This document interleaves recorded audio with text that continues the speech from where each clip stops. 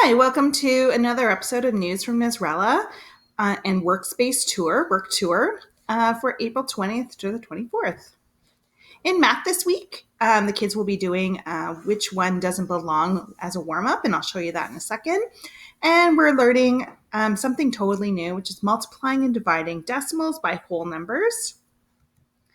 And the kids will have, again, one reading activity to choose from and one writing activity. In religion, they're learning about Easter. So I'll take you through the workspace.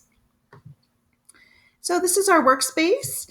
I'm looking for feedback again. So I've given them a link to a Google form, and this is just a way for me just to make sure that the work isn't too hard, it isn't too easy, and see what types of things that they like to do.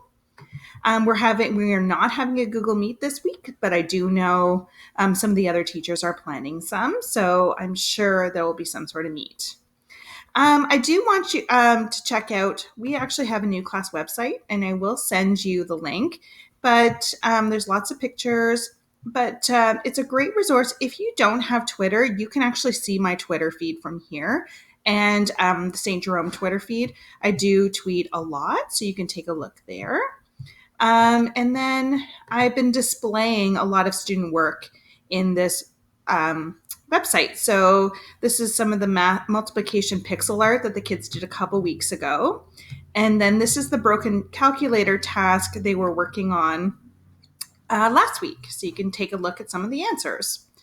I also are posting some language activities that the kids were doing. So these were the social distancing memes that they were making. And then there's some cool links that they can use.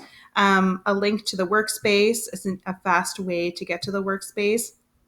And then other links that they might need.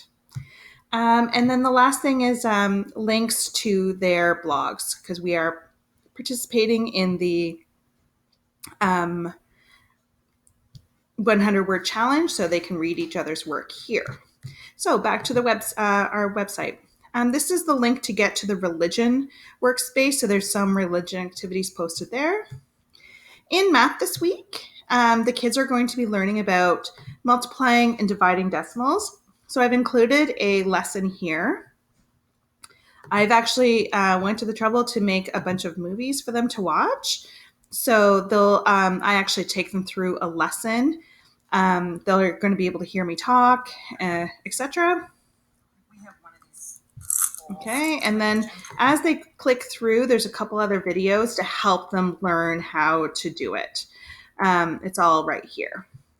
Then in the workspace, there's some more activities for them to do, and it's all on Google Slides. It's all draggable. Should be fun for them. And it's just practicing so they can actually drag all these numbers up and down. So that's kind of fun. The warm-up, like I said, was I'd love for them to do this first. It's just a nice way for me to see them every week, especially on weeks that we don't have a Google Meet. I love hearing their voices. So this will take them to Flipgrid. Not sure why. And it's just a which one doesn't belong prompt. Oh, here it goes now, of course.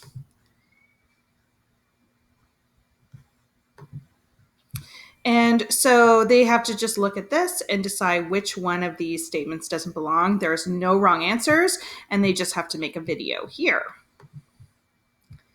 And then there's a little exit card, and then they can always do extra work here. There's lots of extra practice. There's knowledge hook. There is mathletics, and then I've also put in the your turn questions associated with multiplying by decimals. In language arts, they have lots of choices. So we are listening to a podcast called 6 Minutes, if they like. There's listening comprehension here, and then there's a Padlet where they can kind of share their thoughts on the podcast. So a lot of people are listening to this one, so that's great. The students seem to really enjoy it. The second one is independent reading. They can keep on independent reading. As they're reading, I'd like them to fill out a reading log once a week, and then they can join our virtual book club, which is on Flipgrid. And this is where they can kind of post whether they like the book, or they can recommend books to other people. So there's been a couple people who have posted book reviews. Third choice is an article that they can read, and it's all about could coronavirus reduce air pollution? Then there's some reading comprehension questions. The next part is for writing. They have 3 choices this week for writing. They can continue the 100-word challenge.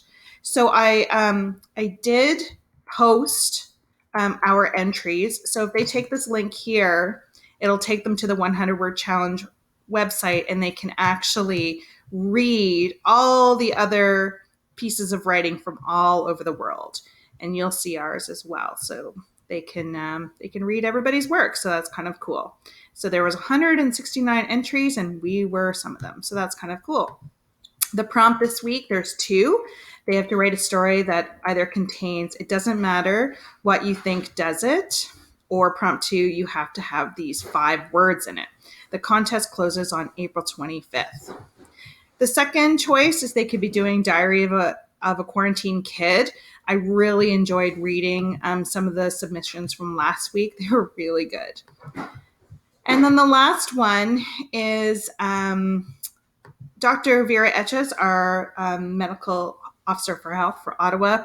She had a tweet this week that said that she was a little worried about people maintaining staying at home and physical distancing. So she was looking for help. So what I'm asking the students to do is to make some sort of media presentation that encourages Ottawa to keep physical distancing and to keep staying at home. So they can just be creative. They can use any of these types of ways to do it. They could do a commercial, they can make a comic, they can make a meme or a poster. And then I actually made an example of a meme for them in WeVideo. So they can see that. And then they can just submit the meme here. It's they can just put in the link and it'll pop up over there. So there's lots of things for them to do this week. So I hope everyone has a good week, and I hope everyone's staying safe.